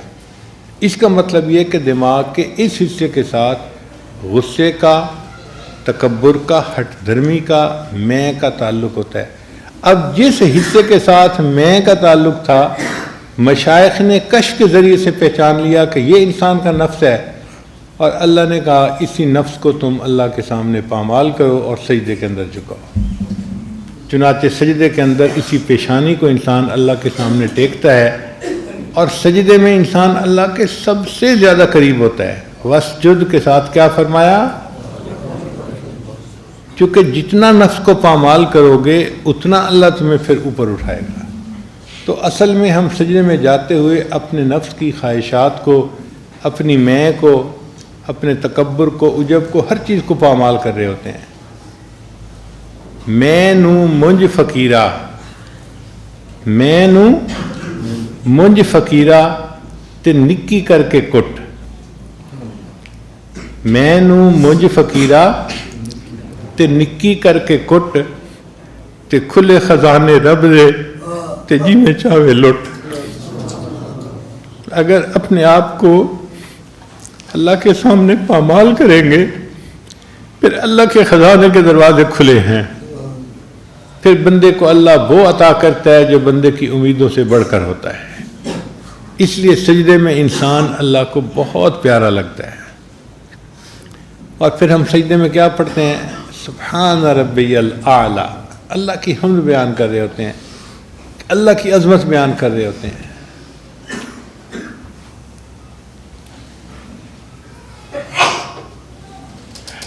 ہم تو 3 دفعہ پڑھتے ہیں سجدے میں سبحان ربی الاعلی اور جان چھڑاتے ہیں، لیکن ہم نے مشائخ کے بارے میں کتابوں میں پڑھا، پوری پوری رات سجدے میں گزار دیتے تھے۔ میرے آقا صلی اللہ علیہ وسلم نے ایک مرتبہ اتنا لمبا سجدہ کیا کہ سیدہ صدیقہ عنہا فرماتی ہیں کہ میں بستر پہ انتظار میں تھی، مگر محبوب صلی اللہ علیہ وسلم بالکل بے حس و حرکت سجدے میں پڑے تھے۔ میں اٹھی اور میں نے آپ صلی اللہ علیہ وسلم کے پاؤں کے انگوٹھے کو ہلایا، یہ جاننے کے لیے کہ زندگی کے آثار تو ہیں نا۔ اتنا لمبا سجدہ کہ دیکھنے والا سمجھتا تھا کہ شاید روح ہی نکل گئی ہے۔ اللہ کے سامنے سر جھکا کے پڑے رہتے تھے۔ اب یہ جو سجدے کا مزہ ہے نا، یہ ہر کسی کو حاصل نہیں ہوتا۔ اس کا تعلق محبت کے ساتھ ہے۔ جس کے دل میں محبت کا جوش ہوتا ہے اس کو سجدے کا مزہ آتا ہے۔ وہ ایک سجدہ جسے تو گراں سمجھتا ہے، 1000 سجدوں سے دیتا ہے آدمی کو نجات۔ ایک سجدہ انسان محبت کا اللہ کے سامنے کر لے، اللہ جگہ جگہ اس کو سجدہ کرنے سے محفوظ فرما لیتے ہیں۔ علامہ اقبال فرماتے ہیں، سنی نہ مصر و فلسطین میں وہ اذاں میں نے، دیا تھا جس نے پہاڑوں کو راشہ سیماب۔ سیماب کہتے ہیں پارے کو، اور پارے کی یہ صفت ہے کہ وہ ہر وقت تھراتا رہتا ہے، کانپتا رہتا ہے، رکتا نہیں ہے۔ تو علامہ اقبال فرماتے ہیں کہ میں نے مصر اور فلسطین میں وہ اذان سنی کہ جس اذان کو سن کر پہاڑ بھی پارے کی طرح تھرتھرانے لگ جاتے تھے۔ سنی نہ مصر و فلسطین میں وہ اذان میں نے، دیا تھا جس نے پہاڑوں کو راشہ سیماب۔ وہ سجدہ روح زمین جس سے کانپ جاتی تھی، اسی کو آج ترستے ہیں منبر و محراب۔ ایسے بھی لوگ تھے، سجدہ کرتے تھے زمین کانپ جاتی تھی۔ آج ہم غفلت کے سجدے کرتے ہیں، ٹکریں مار رہے ہوتے ہیں۔ اللہ کو ان ٹکروں کی کوئی ضرورت نہیں ہے۔ اللہ چاہتے ہیں میرے بندے، تم نے نماز ادا کرنی ہے تو پھر سجدہ کرو محبت کے ساتھ، یہ مرغے کی طرح ٹکرے لگانے کا کیا فائدہ؟ کاش کہ ہمیں محبت کا سجدہ کرنا نصیب ہو جائے۔ شاعر نے ایک عجیب مضمون کہا ہے، میں نے پلکوں سے در یار پہ دستک دی ہے، یعنی پلکوں سے جو آنسو گرتے ہیں نا، تو آنسو تو ٹپ ٹپ گر رہے ہوتے ہیں، وہ کہتا ہے اصل میں یار کے دروازے پر یہ تھپ تھپ ہو رہی ہوتی ہے کہ جیسے دروازہ کوئی کھٹکھٹا رہا ہے، دروازہ کھولو۔ میں نے پلکوں سے در یار پہ دستک دی ہے، میں وہ سائل ہوں جسے کوئی صدا یاد نہیں، آؤ ایک سجدہ کرے عالم مدہوشی میں، کون کہتا ہے کہ عاصی کو خدا یاد نہیں۔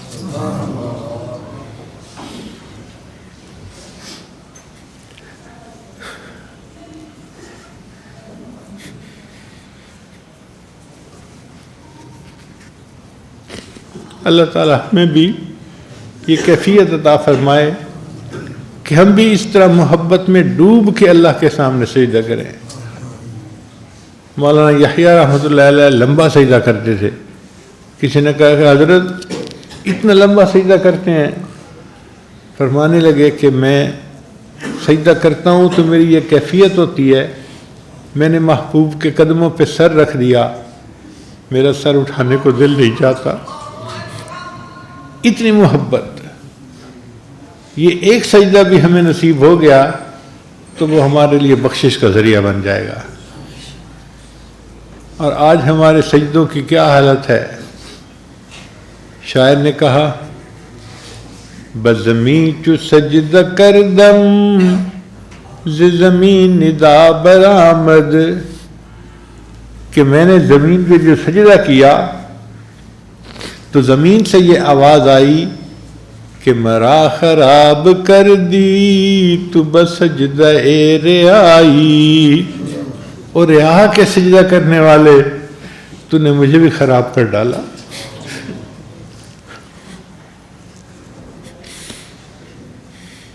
کوئی خلوص کا سجدہ، کوئی محبت کا سجدہ، ایسا سجدہ کریں کہ اللہ کو پسند آ جائے۔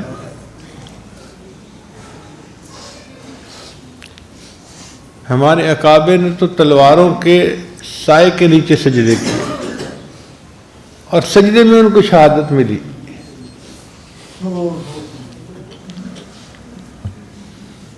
اس لیے نماز میں سجدہ سب سے زیادہ عبادت کا اہم حصہ ہے۔ اس حالت میں اللہ اپنے بندے سے بہت زیادہ خوش ہوتے ہیں۔ پھر اس کے بعد ہم اتحیات میں بیٹھ جاتے ہیں، اور جو اللہ نے اپنے محبوب سے معراج میں گفتگو فرمائی تھی اسی گفتگو کو پڑھتے ہیں، اعادہ کرتے ہیں۔ ایک اور نقطہ بھی ذہن میں رکھ لیجئے کہ عبدہ و رسولوں کے بعد پھر ہم درود ابراہیمی پڑھتے ہیں۔ بھئی درود ابراہیمی پڑھنے کا کیا فائدہ؟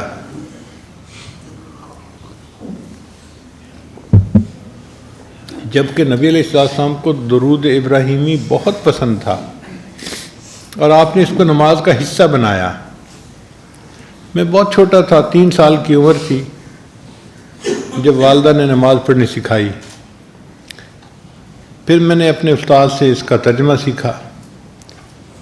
اس وقت عمر 4 یا 5 سال ہوگی، تو میں نے اپنے استاد سے یہ سوال کیا کہ درود ابراہیمی میں جو دعا مانگتے ہیں کہ اے اللہ نبی علیہ السلام کو اور ان کی آل کو وہ رحمتیں عطا فرما جو آپ نے ابراہیم علیہ السلام کو اور ان کی آل کو عطا فرمائی، تو کیا کچھ رحمتوں کی کمی تھی نبی علیہ السلام کے پاس جس کی نبی علیہ السلام تمنا کرتے تھے؟ تو حکیم یاسین صاحب جن سے میں نے سوال پوچھا تھا وہ فرمانے لگے کہ سوال تمہارا بہت اچھا ہے، لیکن تم چھوٹے ہو سمجھ نہیں سکو گے، بڑے ہو کے اس کو سمجھ لینا۔ تو میں خاموش ہو گیا، اور واقعی جب مشائخ کی صحبت میں آئے تب پتہ چلا کہ وہ کیا کمی تھی جس کے پورے ہونے کی نبی اسلام تمنا کرتے تھے، اور اس کے لیے درود شریف بنایا گیا۔ جیسے ان کو برکتیں عطا فرمائیں ابراہیم علیہ السلام اور ان کی امت کو، نبی علیہ السلام اور ان کی امت کو وہی برکتیں عطا فرما۔ اب یہ ذرا باریک نقطہ ہے، مگر امید ہے حضرات علماء سامنے ہیں تو مجھ سے زیادہ سمجھتے ہیں۔ محبوبیت دو طرح کی ہوتی ہے، ایک ہوتی ہے محبوبیت ذاتی اور ایک ہوتا ہے محبوبیت صفاتی۔ کیسے؟ یوں سمجھیں کہ ہر ماں کو اپنا بیٹا خوبصورت نظر آتا ہے، چاہے ہو یا نہ ہو، لیکن اس کی نظر میں سب سے زیادہ خوبصورت کون ہوتا ہے؟ اس کا بیٹا ہوتا ہے۔ ایک دفعہ بادشاہ نے وزیر کو کہا کہ کل کسی بہت خوبصورت بیٹے کو لے آنا، تو وزیر اپنے بیٹے کو لے کے چلا گیا۔ بادشاہ نے کہا بھئی میں نے تجھے کہا تھا بڑے خوبصورت بچے کو لانا اور تم تو ایک عام سے لڑکے کو لے کے آ گئے۔ اس نے کہا بادشاہ سلامت، ذرا میری نظر سے دیکھو تو دنیا میں اس سے زیادہ خوبصورت کوئی نہیں۔ یہ محبوبیت ذاتی ہوتی ہے۔ ہر ماں ہر باپ کو اپنے بچے سے ایسی محبت ہوتی ہے، یہ محبوبیت ذاتی کہلاتی ہے۔ اور ایک ہوتی ہے محبوبیت صفاتی کہ بعض بچے واقعی بہت خوبصورت ہوتے ہیں، ان کے چہرے پہ بڑی معصومیت ہوتی ہے، کوئی بھی ان کو دیکھتا ہے نا تو وہ بچے ان کو اچھے لگتے ہیں، پرائی عورت بھی دیکھے گی نا تو اس بچے کو پیار کرے گی، کوئی مرد بچے کو دیکھے گا تو اٹھائے گا، سینے سے لگائے گا، پیار کرے گا۔ یہ کیا ہوتا ہے؟ محبوبیت صفاتی کہ بچہ ذہین ہے، بات اچھے طریقے سے کرتا ہے، جواب دیتا ہے، ادب کرتا ہے، تو اس بچے کو جو بھی دیکھتا ہے اس کے صفات کی وجہ سے اس سے محبت کرتا ہے۔ تو محبوبیت کی کتنی قسمیں ہوئیں؟ دو، محبوبیت ذاتی اور محبوبیت صفاتی۔ اب نبی علیہ الصلوۃ والسلام کو اللہ نے محبوبیت ذاتی عطا فرمائی تھی، اس لیے نبی علیہ السلام کا نام احمد تھا۔ آپ کی جو حقیقت احمدی ہے اس کی وجہ سے آپ کو اللہ تعالیٰ کی محبت ذاتی نصیب تھی، مگر محبوب صلی اللہ علیہ وسلم کے دل کی تمنا تھی کہ اللہ جیسے آپ نے مجھے محبوبیت ذاتی عطا فرمائی، محبوبیت صفاتی بھی عطا فرما دیجیے۔ بیٹے کی تمنا ہوتی ہے، ماں باپ محبت تو مجھ سے کرتے ہیں مگر میں اتنا اچھا بن کے رہوں کہ میرے ماں باپ کو محبوبیت صفاتی بھی ہو جائے میرے ساتھ۔ اب یہ محبوبیت صفاتی ابراہیم علیہ السلام کو حاصل تھی، جس کی وجہ سے اللہ نے ان کو مقام خلت عطا فرمایا تھا، اور قرآن پاک میں ان کی اتنی تعریفیں اللہ نے کی ہیں، اتنی تعریفیں کی ہیں کہ بندہ حیران ہو جاتا ہے۔ اذ جاء ربہ بقلب سلیم، جب وہ آیا اپنے رب کے پاس قلب سلیم لے کر، اللہ اکبر، کیا سونے کا دل ہوگا جو ابراہیم علیہ السلام نے بنایا کہ اللہ قرآن میں اس کی تعریفیں کر رہے ہیں۔ شاکر لانعمہ، اللہ کی نعمتوں کا شکر ادا کرنے والے، اجتباہ وہداہ الی صراط مستقیم، اللہ نے چن لیا، خاص کر لیا اسے اپنے لیے۔ ارے میرے محبوب آپ بھی ان کے نقش قدم پہ چلیے۔ ایک جگہ فرمایا وَإِبْرَاهِيمَ الَّذِي وَفَّى، اور وہ ابراہیم جس نے اللہ سے وفاداری نبھا کر دکھا دی۔ کیا وہ وفاداری ہوگی کہ اللہ تعریف کر رہے ہیں؟ اللہ فرماتے ہیں کہ ابراہیم علیہ السلام سے ہم نے بیٹے کی قربانی کا جو کام لیا، ان ھذا لہو البلاء المبین، یہ بہت بڑی آزمائش تھی جو ابراہیم علیہ السلام سے مانگی گئی قربانی بیٹے کی، یہ بہت بڑی قربانی تھی، مگر اللہ فرماتے ہیں سلام علی ابراہیم، ابراہیم تجھ پر سلامتی ہو۔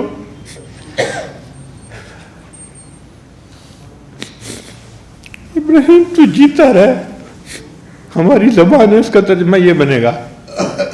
اب جیسے کسی بچے سے خوش ہوتے ہیں نا تو عورت دعا دیتی ہے، اے بیٹے تو جیتا رہے، سلام علی ابراہیم، بالکل یہی معنی، ابراہیم تو جیتا رہے، تو نے کتنی بڑی قربانی دی۔ اللہ فرماتے ہیں پھر ہم نے اس قربانی کو بعد میں آنے والوں کے لیے بھی جاری کر دیا، وَتَرَكْنَا عَلَيْهِ فِي الْآخِرِينَ سَلَامٌ عَلَىٰ ابراہیم۔ تو ابراہیم علیہ السلام سے اللہ کو جو تعلق تھا، ابراہیم علیہ السلام کو محبوبیت صفاتی کا تعلق تھا، اللہ نے ان کو اپنا خلیل بنا لیا۔ تو نبی علیہ السلام کے دل کی تمنا تھی کہ یا اللہ محبوبیت ذاتی تو آپ نے مجھے اپنی رحمت سے عطا فرما دی، اب میں دنیا میں ایسا بن کے رہنا چاہتا ہوں کہ مجھے محبوبیت صفاتی بھی نصیب ہو جائے، تاکہ چیز اپنے کمال کے درجے تک پہنچ جائے، اجماع ہو جائے محبوبیت صفاتی اور محبوبیت ذاتی کا۔ تو نبی علیہ السلام نے یہ درود شریف پڑھا، اللہم صلی علی محمد وعلی آل محمد کما صلیت علی ابراہیم وعلی آل ابراہیم انک حمید مجید۔ پھر پڑھا اللہم بارک علی محمد وعلی آل محمد کما بارکت علی ابراہیم وعلی آل ابراہیم انک حمید مجید۔ تو یہ اصل میں نبی علیہ السلام اس کمال کو پسند کرنا چاہتے تھے، یعنی نبی علیہ السلام چاہتے تھے کہ میری حقیقت محمدی جو ہے وہ حقیقت احمدی کے ساتھ متصل ہو جائے۔ آپ کا نام محمد اس دنیا میں تھا، آخرت میں آپ کا نام احمد ہوگا۔ تو نبی علیہ السلام کی حقیقت کے دو پہلو ہیں، ایک ہے حقیقت محمدی اور ایک ہے حقیقت، جو حقیقت محمدی تھی وہ تمنا کرتی تھی کیا میں اللہ کا شکر گزار بندہ کیوں نہ بنوں، اللہ نے تو گناہوں کے معاف ہونے کا وعدہ فرما دیا۔ تو نبی علیہ السلام فرماتے ہیں افلا اکون عبدا شکورا، کیا میں اللہ کا شکر گزار بندہ نہ بنوں۔ وہ جو حقیقت محمدی تھی وہ تڑپتی تھی کہ کاش میں عروج حاصل کروں حتیٰ کہ حقیقت احمدی کے ساتھ وصل ہو جاؤں۔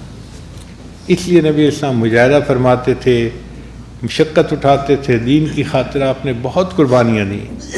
اور امام ربانی مجدد ثانیہ نے اپنے مکتوبات میں لکھا ہے کہ نبی علیہ السلام نے جو امت کو دین سکھایا اور امت نے نیکیاں کیں، اب اس کا ثواب نبی علیہ السلام کے اعمال نامے میں بھی گیا نا، الدال علی الخیر کفاعلہ، تو یہ ثواب نبی علیہ السلام کے بھی حصے میں گیا۔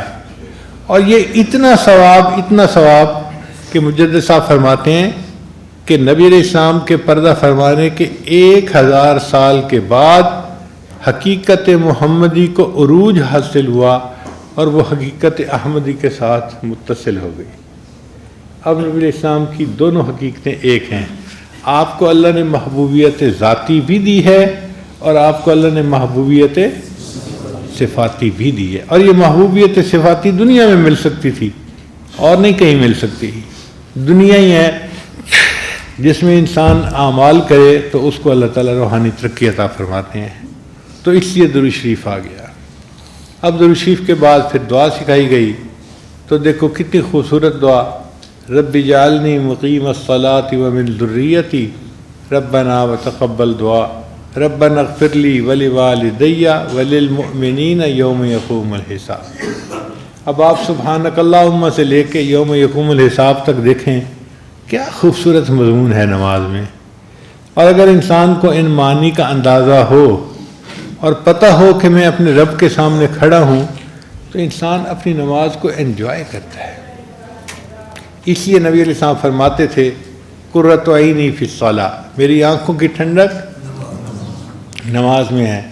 نبی علیہ السلام اس لیے فرماتے تھے ارحنی یا بلال، بلال اذان دے میری آنکھوں کو ٹھنڈک پہنچا دے۔ نبی علیہ السلام نماز کے وقت کا انتظار کیا کرتے تھے، صبح پڑھتے تھے نماز، ظہر کا انتظار، ظہر پڑھتے تھے عصر کا انتظار، عصر پڑھتے تھے مغرب کا انتظار، مغرب پڑھتے تھے عشاء کا انتظار۔ مومن یا تو نماز پڑھ رہا ہوتا ہے یا نماز کا انتظار کر رہا ہوتا ہے۔ اور واقعی یہ نماز اتنی اعلیٰ عبادت ہے کہ جو نماز سے ملتا ہے وہ کسی اور نماز سے نہیں مل سکتا، کسی اور عمل سے نہیں مل سکتا۔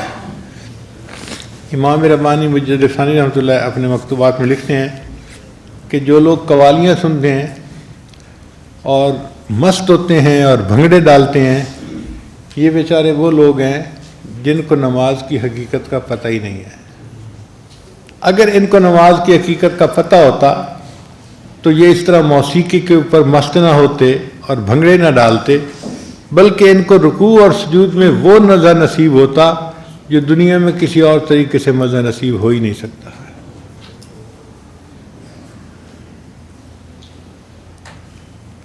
اس لیے ہمارے مشائخ جو بیعت ہوتے تھے نا، تو ان کا مقصد یہی ہوتا تھا کہ اپنے شیخ سے نماز کے اسرار و رموز سیکھیں اور اپنے اکابر جیسی نماز پڑھنا ہمیں بھی حاصل ہو جائے۔ شاہ اسماعیل شہید رحمۃ اللہ علیہ سید احمد شہید رحمۃ اللہ کی خدمت میں حاضر ہوئے تو یہ کہا کہ حضرت مجھے بھی صحابہ جیسی نماز پڑھنا سکھا دیں، مجھے بھی صحابہ جیسی نماز پڑھنا سکھا دیں۔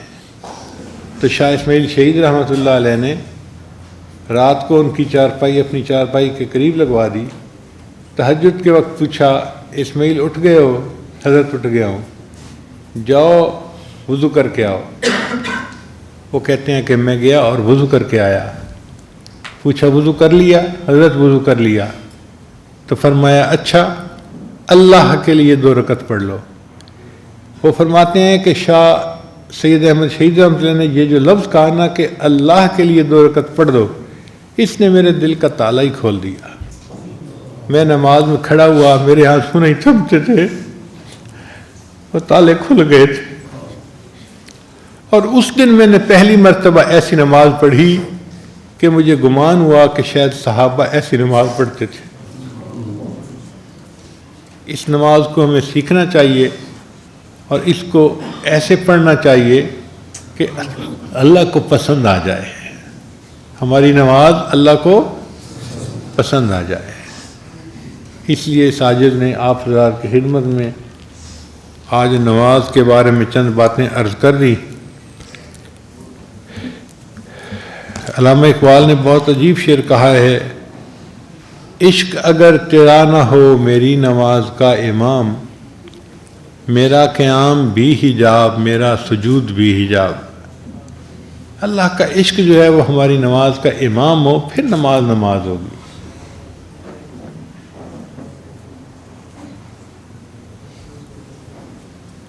اب اس سجدے کی ابتدا فرشتوں سے ہوئی تھی کہ اللہ نے حکم دیا تھا اسجدوا لآدم، تو انہوں نے آدم علیہ السلام کے سامنے سجدہ کیا تھا اللہ کے حکم سے، اور اس کا اختتام انسان کے اوپر ہوگا۔ قیامت کا دن ہوگا، اللہ تعالیٰ اپنی ساکھ کی تجلی عطا فرمائیں گے، اور اس ساکھ کی تجلی کو دیکھ کر سارے مومنین سجدے میں جا فرمائیں گے، سوائے ان کے جو گنہگار ہوں گے یا غافل ہوں گے۔ مگر فرق یہ ہے کہ وہ جو قیامت کے دن کا سجدہ ہوگا نا، وہ شہود کا سجدہ ہوگا۔ آج تو ہم غیب کے سجدے کرتے ہیں نا، کہ سجدہ تو کر رہے ہوتے ہیں، محبوب سامنے نہیں ہوتا، آنکھوں سے نظر نہیں آ رہا ہوتا، اور انسان کی فطرت ایسی ہے، اس کا دل چاہتا ہے کہ کچھ نظر آتا۔ کبھی اے حقیقت منتظر نظر آ لباس مجاز میں، کہ ہزاروں سجدے تڑپ رہے ہیں میری جبین نیاز میں۔ اللہ کبھی آپ مجھے ظاہر میں نظر آئیں تو دیکھیں ہزاروں سجدے میری جبین میں تڑپ رہے ہیں آپ کے سامنے، میں ان کو ادا کروں۔ اور یہ تمنا قیامت کے دن مومن کی پوری ہوگی، اس کو شہود کا سجدہ نصیب ہوگا۔ کتنے خوش نصیب ہوں گے وہ لوگ جن کو اللہ تعالیٰ یہ نعمت قیامت کے دن عطا فرمائیں گے، اور وہ اللہ کے سامنے اس حال میں سجدہ کریں گے کہ ان کو اللہ کی تجلی نصیب ہو رہی ہوگی۔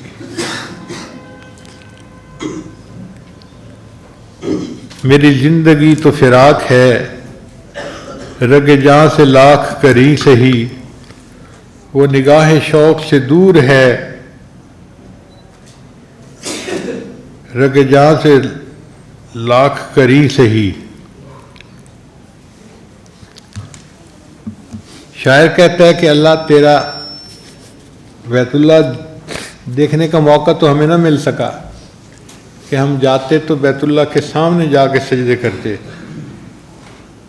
چلے ہم یہیں سجدہ کر لیتے ہیں۔ تیرا در تو ہم کو نہ مل سکا، تیری راہ گزر کی زمین سے ہی، تیرا در تو ہم کو نہ مل سکا، تیری راہ گزر کی زمین سے ہی، ہمیں سجدہ کرنے سے کام ہے، جو وہاں نہیں تو یہیں سے ہی۔ اللہ ہم نے تو سجدہ کرنا ہے نا، اگر نہیں زیارت نصیب ہوئی تو کوئی بات نہیں، ہم یہیں پہ سجدہ کرتے ہیں، مگر اس طرح کرتے ہیں جیسے آپ ہمارے سامنے ہیں۔ سر طور ہو سر حشر ہو، ہمیں انتظار قبول ہے۔ اے اللہ آپ اپنے دیدار کا وعدہ تو کریں نا، طور پہ کرواتے ہیں تو اس کا بھی انتظار کر لیں گے، اور حشر کے دن کا وعدہ کرتے ہیں تو ہم اس دن کا بھی انتظار کر لیں گے۔ سر طور ہو سر حشر ہو، ہمیں انتظار قبول ہے۔ وہ کبھی ملیں وہ کہیں ملیں، وہ کبھی صحیح وہ کہیں صحیح۔ اب جب چاہیں اور جہاں چاہیں تجلی کا وعدہ فرمائیں، اللہ ہم اس کا انتظار کرنے کے لیے تیار ہیں۔ اللہ تعالی ہمیں بھی اپنے ان خوش نصیب بندوں میں سے بنائیں جن کو جنت میں اپنے رب کا دیدار نصیب ہو اور وہ اس نعمت سے فیض یاب ہوں۔ وآخر دعوانا ان الحمد للہ رب العالمین۔ لا الہ الا اللہ محمد الرسول اللہ۔ دعا کر لیجئے۔ سبحان ربی العلی الوہاب، اللہم صلی علی سیدنا محمد وعلی آل سیدنا محمد وبارک وسلم۔ اے رب کریم، ہم آپ کے عاجز مسکین بندے ہیں، ہمارے گناہوں کو معاف فرما، خطاؤں سے درگزر فرما، عیبوں کی پردہ پوشی فرما۔ اللہ ہماری نگاہوں کو پاک فرما، دلوں کو صاف فرما، سینوں کو اپنی محبت سے لبریز فرما، اپنے عشق کی آتش ہمارے سینوں میں پیدا فرما، ہمارے انگ انگ سے اپنے ذکر کو جاری فرما، روئیں روئیں سے اپنے ذکر کو جاری فرما، ہماری ہڈی ہڈی بوٹی بوٹی میں اپنی محبت پیدا فرما۔ رب کریم ہم پر رحمت کی نظر فرما، ہماری جسمانی بیماریوں کو دور فرما، روحانی بیماریوں کو دور فرما۔ اللہ ہمیں اپنے مقبول بندوں میں شامل فرما، فرما بردار بندوں میں شامل فرما، شکر ادا کرنے والے بندوں میں شامل فرما۔ اے اللہ شریعت و سنت کے مطابق زندگی گزارنے والے بندوں میں شامل فرما۔ اے اللہ ہم پر رحمت کی نظر فرما، ہماری ان دعاؤں کو اپنی رحمت سے قبول فرما۔ اے اللہ اس ادارے کو دن دگنی رات چوگنی ترقی نصیب فرما، جو اس ادارے کی ضروریات ہیں اپنے غیبی خزانوں سے پوری فرما۔ جو ادارے کے معاونین ہیں اللہ ان کو اپنے مقربین میں شامل فرما۔ اے اللہ حضرت مولانا گھومن صاحب دامت برکاتہم جو اس ادارے کے روح رواں ہیں، ان کی زندگی میں برکتیں عطا فرما، ان کی محنتوں کو قبول فرما۔ اللہ ان کے فیض کو دنیا کے کونے کونے کے اندر پہنچا، ہر طرح سے قبولیت عامہ تامہ نصیب فرما، اور ان کے شاگردوں کو اللہ ان سے فیض حاصل کرنے کی توفیق عطا فرما۔ اس مرکز کو اللہ آنے والے وقتوں کے لیے ہدایت کی جگہ بنا۔ رب کریم رحمت کا معاملہ فرما، جو حاسد ہیں ان کے حسد سے محفوظ فرما، مخالفین کی مخالفت سے محفوظ فرما، دشمنوں کی دشمنی سے محفوظ فرما۔ اللہ اپنی رحمتوں کی ٹھنڈی چھاؤں نصیب فرما۔ اس سے پہلے کہ ہماری آنکھیں بند ہو جائیں، من کی آنکھیں کھلنے کی توفیق عطا فرما۔ اس سے پہلے کہ لوگ ہمیں کلمہ پڑھائیں، ہمیں اپنے اختیار سے کلمہ پڑھنے کی توفیق عطا فرما۔ اس سے پہلے کہ لوگ ہمیں غسل دیں، ہمیں غسل توبہ کرنے کی توفیق عطا فرما۔ اس سے پہلے کہ ہمیں کفن پہنایا جائے، اللہ ہمیں تقوی کی پوشاک پہننے کی توفیق عطا فرما۔ اور اس سے پہلے کہ ہماری نماز پڑھی جائے، اللہ ہمیں نماز کی حضوری نصیب فرما، سجدے کا سرور نصیب فرما، قرآن پاک پڑھنے کا لطف نصیب فرما، رات کے آخری پہر کے مناجات کی لذت نصیب فرما، ایمان حقیقی کی حلاوت نصیب فرما۔ اللہ ہماری ان دعاؤں کو اپنی رحمت سے قبول فرما۔ اے اللہ ہمیں نماز کے اسرار و رموز نصیب فرما، قرآن مجید کے حقائق نصیب فرما، اللہ ہماری ان دعاؤں کو اپنی رحمت سے قبول فرما۔ پروردگار عالم جو مانگا وہ بھی عطا فرما، اور جو مانگنا چاہیے تھا ہم نہیں مانگ سکے وہ بھی عطا فرما۔ اللہ آپ کے سوا ہمارا کوئی حاجت روا نہیں، کوئی مشکل کشا نہیں، اور ہماری آپ کے سوا کوئی پناہ گاہ نہیں۔ نہ کہیں جہاں میں اما ملی، جو اما ملی تو کہاں ملی، میرے جرم خانہ خراب کو تیرے عفو بندہ نواز میں۔ اے اللہ ہم پر رحمت کی نظر فرما دیجئے۔ اللہ بچہ جو ہوتا ہے پریشان ہوتا ہے ماں باپ کی طرف دوڑتا ہے، بندہ پریشان ہوتا ہے تو پروردگار کی طرف لوٹتا ہے۔ اے بے کسوں کے دستگیر، اے ٹوٹے دلوں کو تسلی دینے والے، اے خالی جھولیوں کو بھر دینے والے، مالک ہم نے بھی جھولیاں پھیلائی ہیں، ہماری جھولیوں کو بھر دیجئے، ہمارے دامن پورے کر دیجئے۔ اللہ ہماری ان دعاؤں کو اپنی رحمت سے قبول فرما۔ جتنے حاضرین مرد ہیں یا دور مستورات ہیں، سب کے دلوں کی نیک مرادوں کو پورا فرما۔ میرے مولا چھوٹا بچہ اپنے کپڑوں کو گندا کر بیٹھتا ہے، جس کے پاس جاتا ہے وہی تیکھی نظروں سے دیکھتا ہے، تو اس سے بو آ رہی ہے، چلا جائے یہاں سے، بو آ رہی ہے۔ وہ بچہ پریشان ہو کے اپنی ماں کی طرف دوڑتا ہے، امی ہر بندہ مجھے دیکھ کے ترش نظروں سے دیکھتا ہے اور کہتے ہیں تو اس سے بو آ رہی ہے، امی میری بو کو ختم کر دیجئے۔ ماں اس بچے سے نفرت نہیں کرتی، اس کو دھو لیتی ہے، صاف کپڑے پہنا کے خوشبو لگا دیتی ہے۔ ہر بندہ اس بچے کو اٹھا کے سینے سے لگاتا ہے، اس کے بوسے لیتا ہے۔ میرے مولا ہم بھی گناہوں کی وجہ سے اپنے من کو گندا کر بیٹھے، اللہ اب آپ کی خدمت میں حاضر ہیں، آپ ہمیں پاک کر دیجئے، صاف کر دیجئے۔ اللہ ہمارے من کو دھو دیجئے، اے اللہ ہمارے من کو دھو دیجئے۔ اے اللہ ہمیں اس گندگی سے نجات عطا فرمائیے اور تقوی و طہارت کی زندگی عطا فرمائیے۔ اللہ نیکی کی زندگی عطا فرمائیے۔ اے اللہ جن لوگوں نے ایسی زندگی گزاری کہ گناہ لکھنے والے فرشتے کو 20 سال تک گناہ لکھنے کا موقع نہ ملا، اللہ یہ ان کا تو کمال نہیں تھا، آپ کی دی ہوئی توفیق تھی۔ اے اللہ جیسے آپ نے ان کو یہ توفیق عطا فرمائی، ہمیں بھی یہ توفیق عطا فرما دیجئے۔ اے اللہ ہم آپ کی نافرمانی نہیں کرنا چاہتے، ہمارا نفس امارہ ہے، اے اللہ اس نفس کو نفس مطمئنہ بنا دیجئے، اور شیطان بدبخت ہمارے پیچھے لگا ہے، اے اللہ اس بدبخت سے ہماری جان چھڑا دیجئے اور ہمیں اپنے نیک بندوں میں شامل فرما لیجئے۔ اللہ ہماری ان دعاؤں کو اپنی رحمت سے قبول فرما۔ ہمارے اس ملک کو اللہ دین کا قلعہ بنا، مدارس عربیہ کی حفاظت فرما، دعوت و تبلیغ کے کام کی حفاظت فرما، جہاں اللہ اللہ ہوتی ہے ان خانقاہوں کی حفاظت فرما، اقامت دین کی کوششوں کی حفاظت فرما۔ میرے مولا ہمیں آزادی کی قدر کرنے کی توفیق عطا فرما۔ اے اللہ آپ نے ہمیں یہ پیارا ملک ایک نعمت عطا فرمائی ہے، اس نعمت کی قدردانی کی توفیق عطا فرما۔ جو اس کے دشمن ہیں اللہ ان کو ہدایت عطا فرما، اور جن کی قسمت میں ہدایت نہیں ان کو چن چن کے دفع دور فرما۔ ہماری ان دعاؤں کو اپنی رحمت سے قبول فرما۔ صلی اللہ تعالی علی حبیبہ سیدنا محمد و آلہ و اصحابہ اجمعین برحمتک یا ارحم الراحمین۔ لا إله إلا الله، لا إله إلا الله، لا إله إلا الله، ما لنا رب سوى. لا إله إلا الله، لا إله